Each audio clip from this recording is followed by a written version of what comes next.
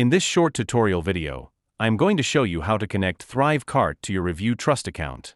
The first thing to do is to log in to your Review Trust account. In the sidebar menu, click on the Account settings.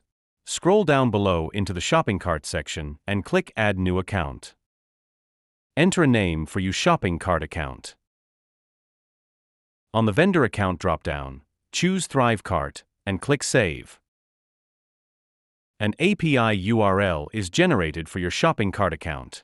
Copy the URL and log in to your ThriveCart account. On the top bar of your ThriveCart dashboard, click on the last menu item, click on Settings. Click on API and Webhooks. Click on Webhooks and Notifications. Click on Add Webhook button. On the new webhook page, enter the name and paste the URL to the webhook URL box. Click Save this webhook.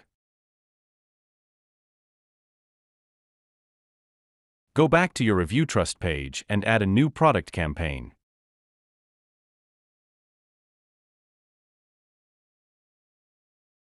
Enter the required information.